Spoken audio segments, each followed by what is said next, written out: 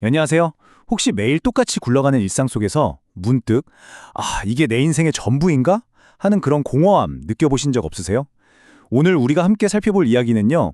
아주 오래된 지에서 전도서를 바탕으로 바로 그 질문에 대한 답을 찾아보는 겁니다. 이 유한한 세상 속에서 어떻게 영원한 의미를 찾을 수 있을까? 그 두 가지 길에 대해서 말이죠. 자, 그래서 오늘은 이런 순서로 한번 가볼게요. 먼저 우리 삶을 바라보는 완전히 다른 두 가지 시각이 뭔지 알아볼 거고요. 그 다음에 왜 많은 사람들이 삶이 공허하다고 느끼는지, 그 해 아래 삶의 특징을 깊이 파헤쳐 볼 겁니다. 그리고 나서 그렇다면 그 대안인 하나님 아래의 삶은 어떤 가치를 갖는지, 또 이걸 실제로 우리 삶에서 어떻게 살아낼 수 있는지 구체적인 방법까지 살펴보고, 마지막으로 이 모든 것의 가장 중요한 기초가 무엇인지 짚어보면서 마무리하겠습니다.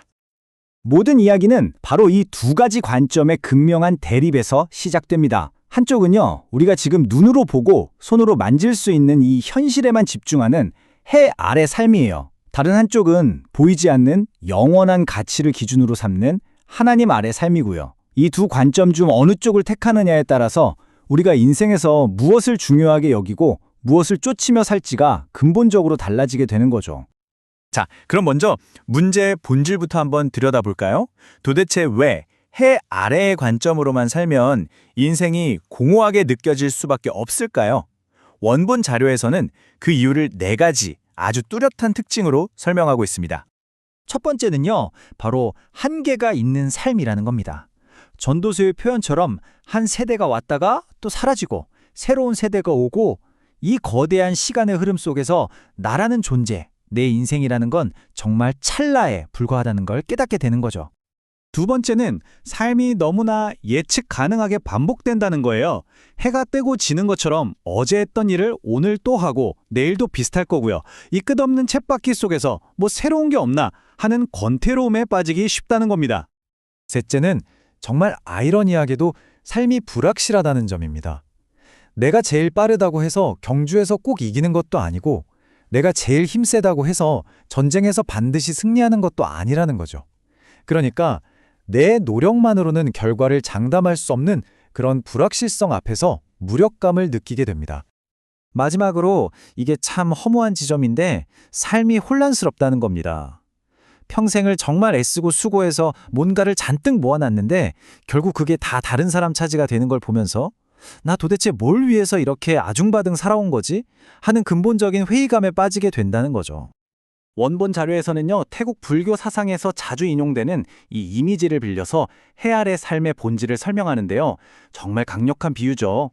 인생이 마치 가을에 떨어지는 나뭇잎처럼 한때는 푸르렀지만 결국 시들고 사라져버리는 그런 일시적이고 덧없는 것이라는 세계관을 아주 잘 보여줍니다.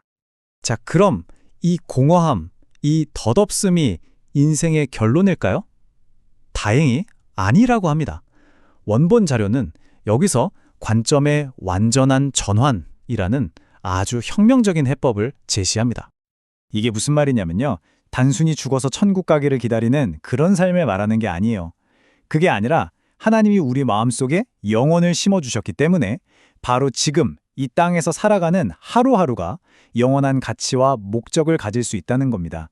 현재의 삶의 품격이 갈라지는 거죠. 이렇게 관점이 바뀌면요. 우리가 저거 정말 가치 있다고 생각하는 것들의 기준도 완전히 달라집니다. 해 아래에서는 돈이나 명예, 성공처럼 결국엔 다 사라질 것들을 최고로 치지만 하나님 아래에서는 사랑이나 관계, 목적, 다른 사람을 위한 섬김처럼 영원히 남는 것들에 진짜 가치를 두게 되는 거죠. 자, 여기까지 들으시면 이론은 알겠다. 근데 그래서 구체적으로 어떻게 살라는 거지? 하는 질문이 자연스럽게 드실 거예요. 그래서 원본 자료는 이 새로운 관점을 우리 삶 속에서 실제로 살아낼 수 있는 네 가지 구체적인 실천 방안 혹은 헌신을 제안합니다. 이 네 가지는요, 무슨 억지로 지켜야 할 규칙 목록 같은 게 아니에요. 관점이 바뀌고 마음이 바뀌니까 자연스럽게 흘러나오는 삶의 태도라고 할 수 있죠. 첫째, 내 시간이 하나님의 선물임을 알고 목적을 갖고 살고, 둘째, 세상과는 다른 가치 기준으로 구결된 삶을 살고, 셋째, 마지못해 하는 게 아니라 감사와 사랑으로 헌신하고, 마지막으로 하나님을 깊이 경외하며 사는 겁니다. 이 첫 번째 헌신, 즉 목적을 갖고 사는 것이 뭔지 이 인용구가 아주 잘 보여주는데요. 설교를 하신 엄신 목사님은 나는 완벽하다고 말하지 않아요. 나 역시 한계가 많은 사람이지만 바로 그 한계 속에서 내가 할 수 있는 최선의 목적, 즉 다른 사람들을 돕는 일을 고민하며 산다고 고백하는 거죠. 이게 바로 목적 있는 삶입니다. 그리고 이건 정말 중요한 생각의 전환인데요. 우리는 보통 일의 결과물, 즉 열매에서만 기쁨을 찾으려고 하잖아요.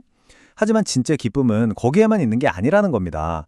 오히려 그 일을 할 수 있는 기회, 그 수고의 과정 자체를 선물로 주신 분 안에서 기쁨을 발견할 때 우리는 결과에 상관없이 즐겁게 일할 수 있게 되는 거죠. 자, 그럼 이 모든 변화, 이 새로운 삶의 방식을 가능하게 하는 가장 근본적인 뿌리는 과연 뭘까요? 마지막으로 이 모든 논의의 핵심이자 출발점, 바로 그 기초에 대해서 이야기해 보겠습니다. 여기서 하나님을 경외한다는 말이 나오는데요. 이걸 혹시 벌벌 떨면서 무서워한다는 뜻으로 오해하시면 안 됩니다. 여기서 말하는 경외심은 나보다 훨씬 크고 위대하신 존재 앞에서 느끼는 깊은 존경심, 그리고 그분을 두려워하기 때문에 오히려 세상의 바른 것들을 두려워하지 않게 되는 그런 건강한 두려움을 말합니다. 이게 바로 지혜의 시작이라는 거죠. 이게 그냥 하는 말이 아니라는 걸 보여주는 정말 인상적인 일화가 하나 있어요. 한때 아주 유명했던 사업가가 나중에 고백하기를 내가 예수님을 사랑하는 마음은 그대로였는데 문제는 하나님을 경외하는 마음을 잃어버렸다는 것이었다고 말이죠. 사랑만으로는 부족하다는 겁니다.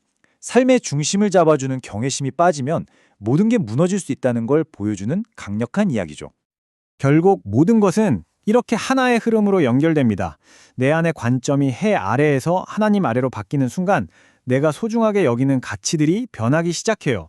그리고 내 가치관이 변하면 내 선택과 행동, 즉 내 삶 전체가 변하지 않을 수 없는 거죠. 이 연쇄 반응이 바로 변화의 핵심입니다. 자, 이제 이 마지막 질문을 우리 각자에게 던져볼 시간입니다. 여러분은 지금 여러분 인생의 가치를 어디에 쌓아 올리고 계신가요? 언젠가는 사라져버릴 해 아래라는 모래 위에 짓고 있습니까? 아니면 영원히 무너지지 않을 하나님 아래라는 단단한 반석 위에 짓고 있습니까? 한번 깊이 생각해 보시면 좋겠습니다.